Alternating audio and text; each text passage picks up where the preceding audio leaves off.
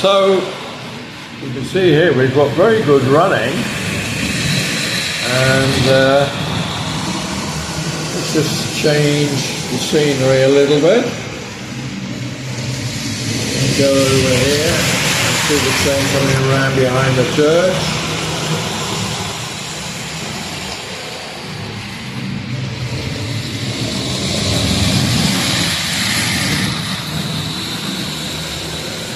And I think on that we'll keep the videos a little bit short, because at the moment it's just trains running around a small oval, and as they'll only work in one direction, I have tried reversing the batteries to see if they would go in reverse, but for some reason they don't.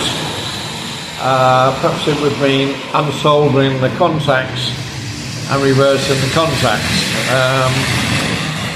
Do I do that or leave well-being? Safer and sorry is the better option here. We get just as much enjoyment and fun with running battery trains, which are, well, how can I say, this complete train set that you see running with the track, so the locomotive, water, passenger coach, caboose, 4 straights and 10, if I can find the box here, it cost me £8.40. And here is the box.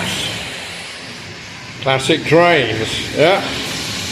Got a picture in there, and there are the original track. I haven't unpacked them because I've already got track on the layout. But that's what it comes with, and of course that's what it looks like, and there's a few varieties, as you can see here, whether they're white or blue, red, 2 trucks, or a difference with the passenger coach and a difference of the wagon. Wonderful, £8.40, yes? I'm looking at guys with electric trains extolling their wonderful virtues because of the printing and the quality, but they're plastic models with a metal base and an electric motor, and some of them now are close on £300, and if you're looking at 009 gauge, you're looking at over £300, and I'm spending £8.40. Unbelievable. Just as much fun. Bye for now, folks. Hello, good morning, welcome back to Trains with David.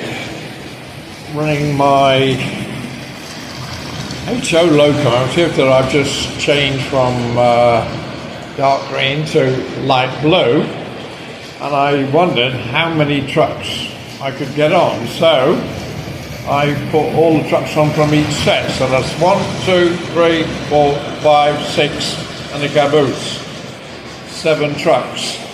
The wheels are not slipping, so I think that's about the maximum.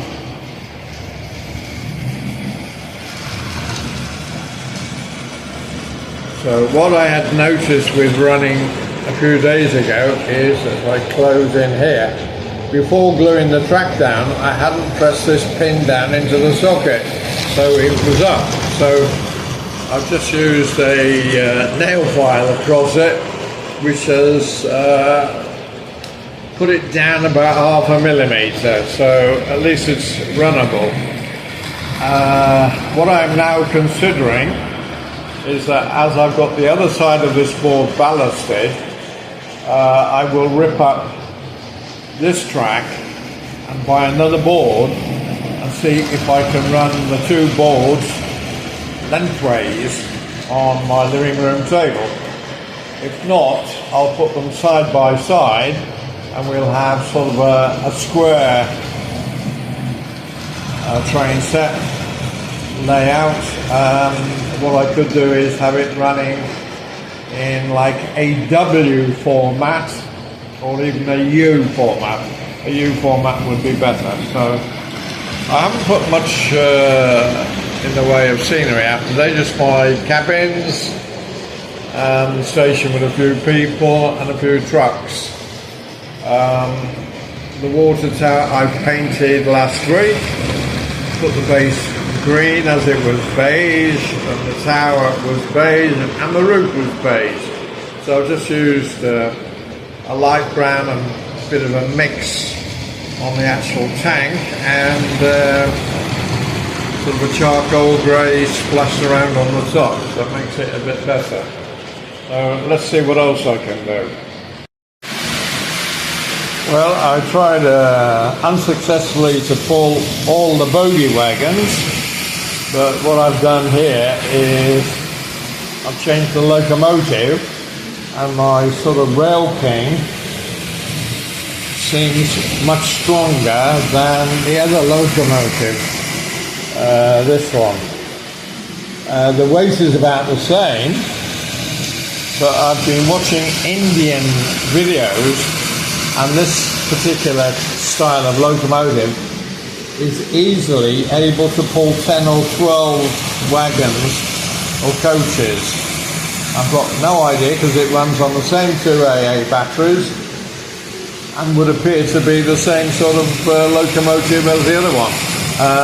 Unbelievable.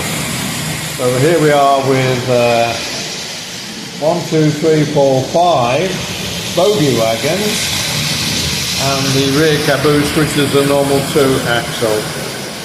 So I'm very pleased that I can run this, as you can see. Let's see if I can pull all 3 coaches.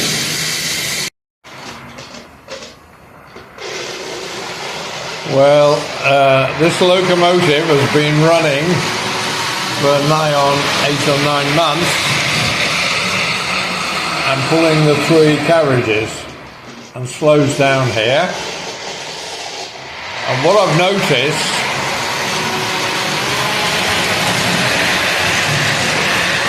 is that this rear coach, which would be a freight and postal wagon, is much heavier than the carriages for some reason. The carriages have steel bogies or metal, but the weight of this rear has come down close. This rear is so heavy, it's unbelievable. I'm really surprised that this locomotive can pull this weight after all this time.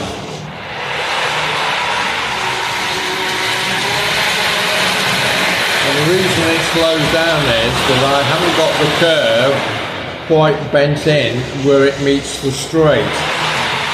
So the straight is at an angle coming off the curve.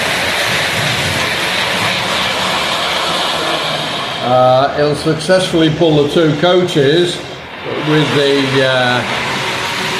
goods and postal at the rear, it seems to be problematical.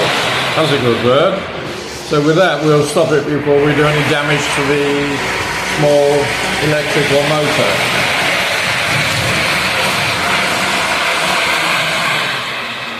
Now, while I'm running this, my idea is to pull the track up off this board, as on the reverse side is my ballasted track with the country scene, and to get another board and join it with this one, and use this track and connect it with the other track, just to see if I can do a longer layout with say 4 to 5 straights on either side, as I've got 2 straights left over, and I have